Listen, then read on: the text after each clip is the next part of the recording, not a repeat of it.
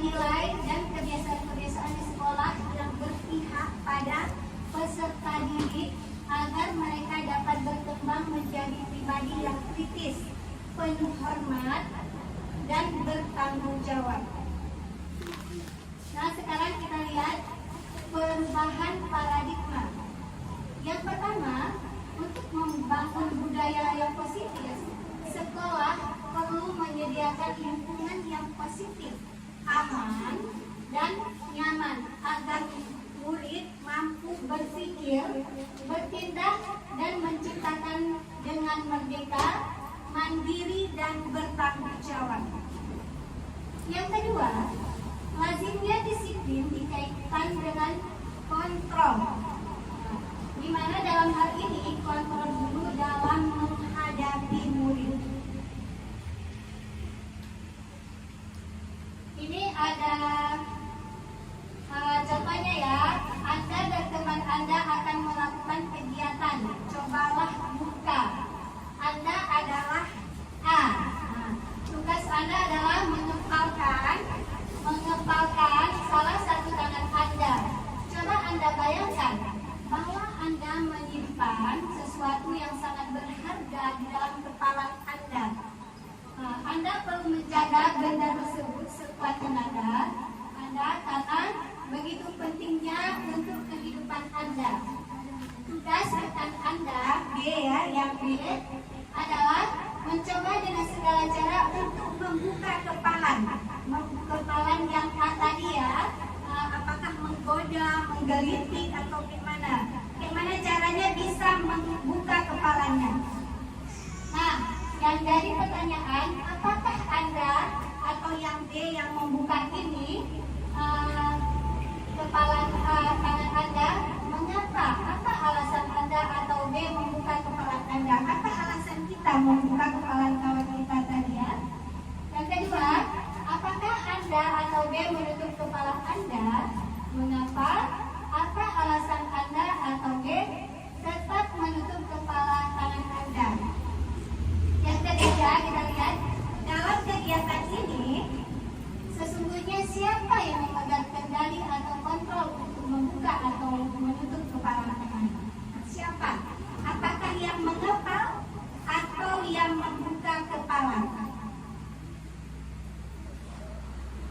Nah, sekarang kita lihat menurut Ki Hajar Dewantara bahwa tujuan pendidikan yaitu menuntut segala kodrat yang ada pada anak-anak agar mereka dapat mencapai keselamatan kebahagiaan yang setinggi-tingginya, baik sebagai manusia maupun sebagai anggota masyarakat. Oleh sebab itu, pendidik itu hanya dapat menuntun tumbuh atau hidupnya kekuatan kodrat yang ada pada anak-anak agar dapat memperbaiki lakunya ya, bukan dasarnya hidup atau tumbuhnya kekuatan kodrat anak. Nah, sekarang kita lihat kita sendiri yang memegang kontrol atas kepala tangan kita. Apakah kita membuka atau menutup kepala tangan kita? Itu tergantung pada diri kita masing-masing sesuai dengan kebutuhan dasar kita saat ini. Nah, sekarang kita lihat perubahan paradigma teori kontrol atau ilusi kontrol. Yang pertama kita lihat ilusi guru mengontrol murid ya, mengontrol murid. Nah, yang kedua, ilusi bahwa kritik dan membuat orang merasa bersalah dapat menguatkan karakter. Yang ketiga, ilusi bahwa semua penguatan positif efektif dan bermanfaat. Yang keempat, ilusi bahwa orang dewasa memiliki hak untuk memaksa. Kita lihat lagi, slide selanjutnya, perubahan paradigma stimulus respon, teori kontrol. Nah, siapa sesungguhnya yang memiliki teori kontrol? Nah, kita lihat stimulus mengubah orang agar berpandangan sama dengan kita. Teori kontrolnya, kita berusaha memahami pandangan orang lain tentang dunia. Yang kedua, perilaku buruk dilihat sebagai suatu kesalahan. Kita lihat teorinya, teori kontrolnya.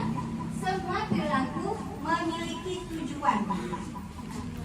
Yang ketiga, orang lain bisa mengontrol saya. Kita lihat teorinya, hanya Anda yang bisa mengontrol diri sendiri. Berarti orang lain tidak bisa mengontrol kita. Dan yang kelima, pemaksaan ada pada saat bujukan gagal ya. Kita lihat teorinya, kolaborasi dan konsensus menciptakan pilihan-pilihan baru. Nah, yang terakhir, model pemikir menang atau kalah. Nah, teorinya, model berpikir menang dan kalah. Nah, selanjutnya kita lihat apa makna disiplin itu. Nah, kita lihat apakah makna disiplin. Disiplin itu berasal dari bahasa Latin disciplina, yang artinya belajar. Nah, makna asal dari kata ini berkonotasi dengan disiplin diri dari murid-murid Socrates dan Plato. Sekarang kita lihat disiplin diri membuat orang menggali potensinya menuju sebuah tujuan. Apa yang dia hargai? Kan? Namun dalam budaya kita, makna kata disiplin telah berubah menjadi sesuatu yang dilakukan seorang pada orang lain untuk mendapatkan kepatuhan. Kecenderungan umum adalah menghubungkan kata disiplin dengan ketidaknyamanan, bukan dengan apa yang kita hargai atau pencapaian suatu tujuan mulia. Nah, sekarang kita lihat disiplin, arti disiplin dan keseluruhannya, yaitu disiplin adalah kemampuan memerintah diri sendiri dalam mengontrol dan menguasai diri untuk memilih tindakan yang mengacu pada nilai-nilai yang kita hargai dengan penuh tanggung jawab tanpa perintah orang lain. Itulah yang namanya dengan disiplin. Maksud dari nilai-nilai yang kita hargai adalah nilai-nilai kebajikan atau sifat-sifat positif manusia yang merupakan tujuan mulia yang ingin dicapai setiap individu. Nilai-nilai kebajikan yang ingin dicapai oleh setiap anak Indonesia kita kenal dengan profil Pancasila. Yaitu yang pertama kita lihat beriman. Beriman yaitu bertakwa kepada Tuhan yang Maha Esa dan berakhlak mulia. Yang kedua kita lihat mandiri. Yang ketiga bernilai kritis. Yang keempat beretika global. Yang kelima gotong royong, dan yang terakhir kreatif. Nah, sekarang kita lihat teori motivasi perilaku manusia. Yang pertama kita lihat, untuk menghindari ketidaknyaman atau hukuman, apa yang akan terjadi apabila saya tidak melakukan. Nah, itu salah satunya contoh motivasi eksternal ya, motivasi eksternal.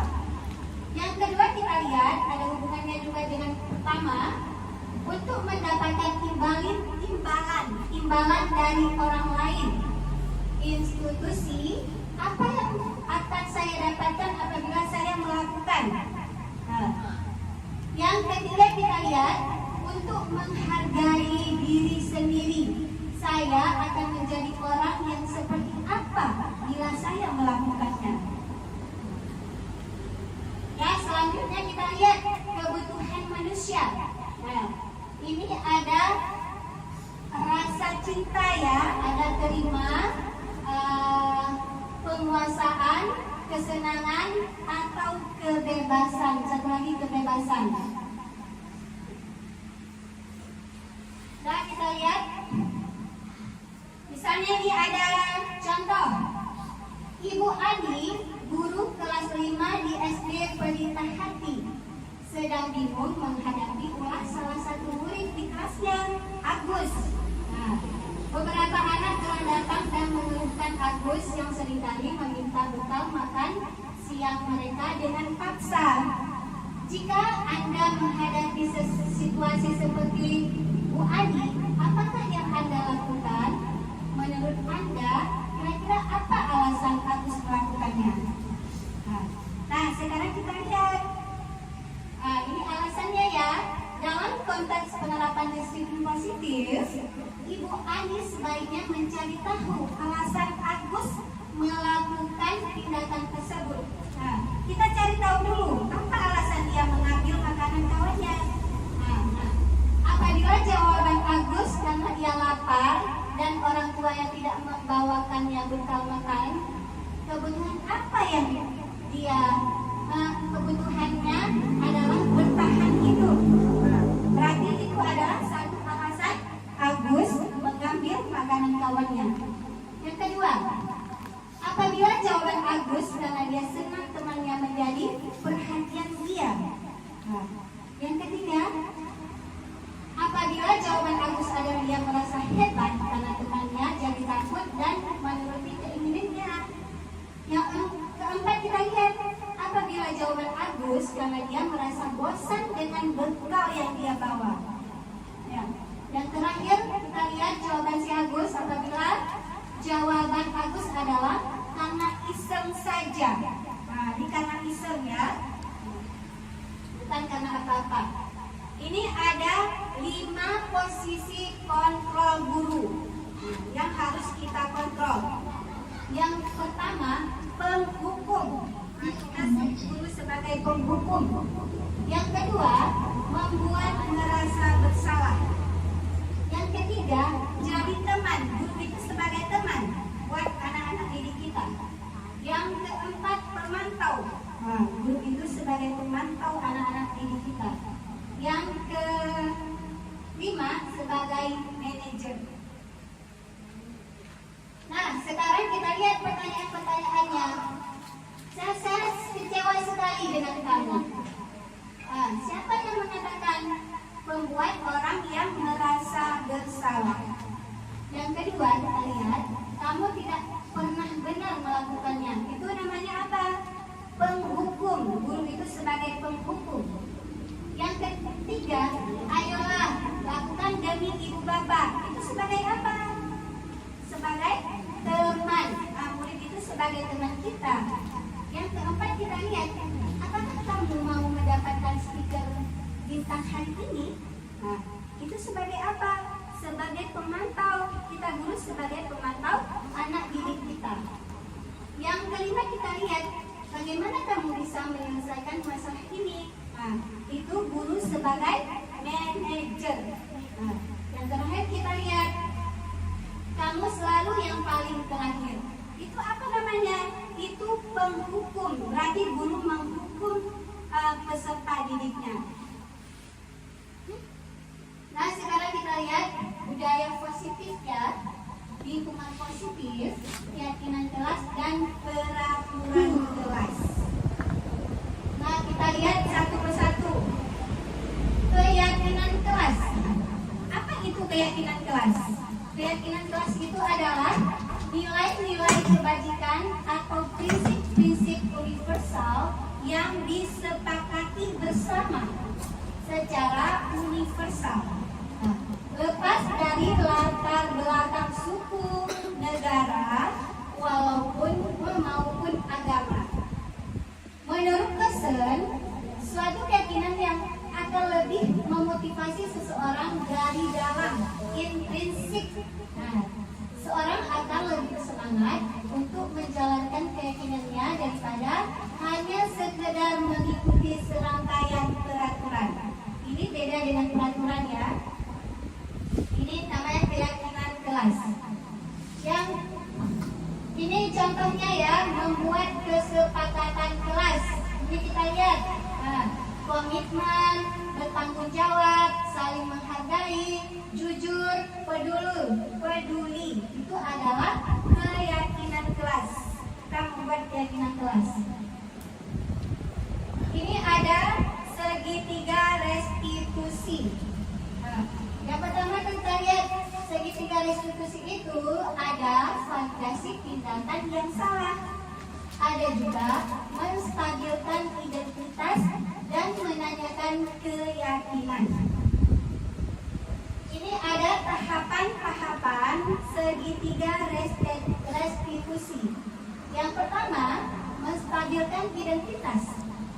Kita lihat, berbuat salah itu tidak apa-apa. Tidak ada manusia yang sempurna. Saya juga pernah melakukan kesalahan seperti itu. Kita bisa menyelesaikan ini, dan Bapak Ibu tidak tertarik mencari siapa yang salah, tapi di sini Bapak Ibu ingin mencari solusi dari permasalahan ini. Dan yang terakhir, kamu berhak merasa begitu. Inilah tahapan restitusi ya, segitiga restitusi. Nah, sekarang kita lihat tahapan restitusi, menanyakan keyakinan. Apa yang kita percaya sebagai kelas atau keluarga? Yang kedua, apa nilai-nilai umum yang kita telah sepakati, misalnya sepakati di kelas ya. Yang ketiga kita lihat apa bayangan kita tentang kelas yang ideal. Dan yang kelima kita lihat, kamu mau jadi orang seperti apa sih? Nah,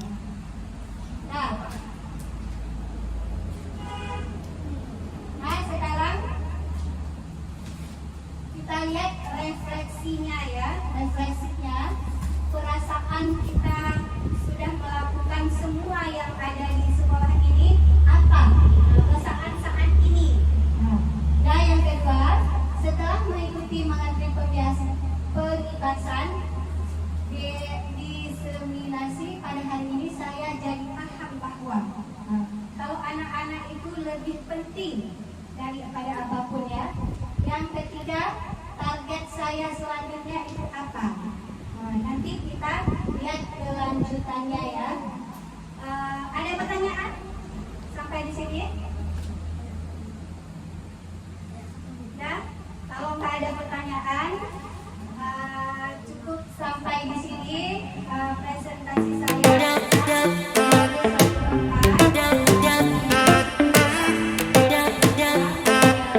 Maaf, nanti kelanjutannya kita bahas sama-sama, berkolaborasi. Ya, assalamualaikum warahmatullahi wabarakatuh. Waalaikumsalam warahmatullahi wabarakatuh.